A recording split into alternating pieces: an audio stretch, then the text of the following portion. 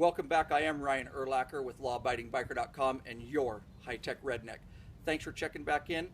And I have another video for you, of course. Real quick, don't forget to go over and check out the Law Abiding Biker podcast. It's going really well. We appreciate all your support.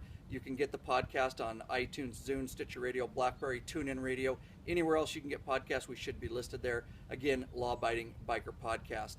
Also, thanks to all those that have supported us. And if you want to see this content keep coming your way, this free content, I'd really appreciate it if you go over to lawabidingbiker.com/donate.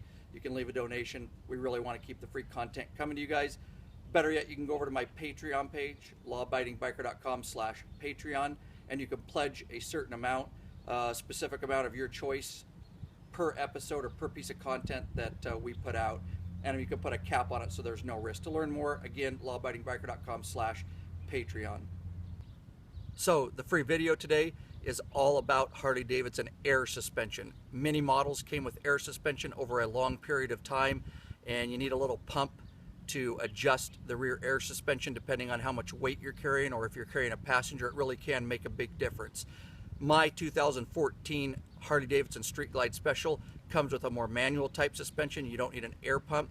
I actually like the suspension on the 2014 much better than the air suspension. There were some earlier Harley Davidson motorcycles, some CVOs. In fact, one of my buddies has a 2012 Harley Davidson Street Glide CVO. It came with the same suspension as my 2014.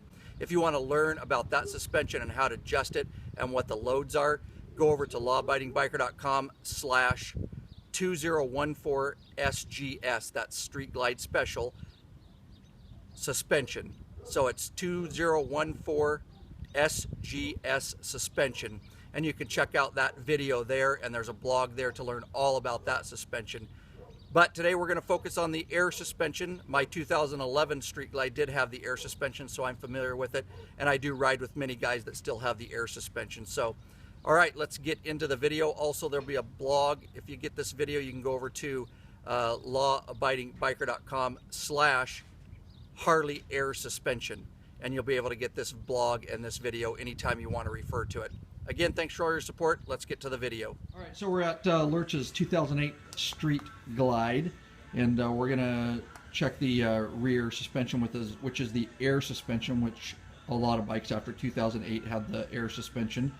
And we're going to show you guys how to adjust it. And in the blog, I'll actually put a chart of where you're supposed to have it for your particular weight range. However, you can deviate from that. Just depends on how you like to ride and how stiff you want the rear suspension. So you don't even need to take the rear saddlebag off. You can just open the lid, and I will also put a picture of this, but this is a Harley Davidson pump. Yes. Harley Davidson pump. You can get it for $50, and it's very, very compact and folds up.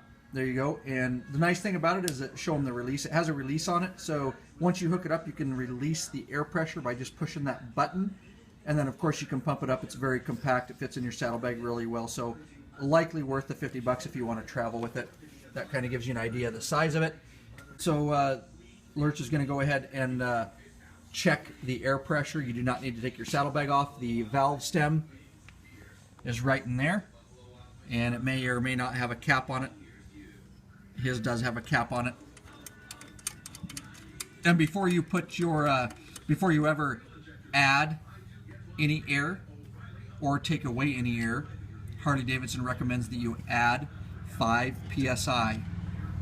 So just in case you're low, it doesn't run it all out of air, because you can have some fluids come out of the valve stem. They don't want you to lose any of that. So before you ever add or release air, just hook the pump up, check your pressure. They suggest adding 5 psi, right? Mm-hmm. Yep, yes, add 5 psi.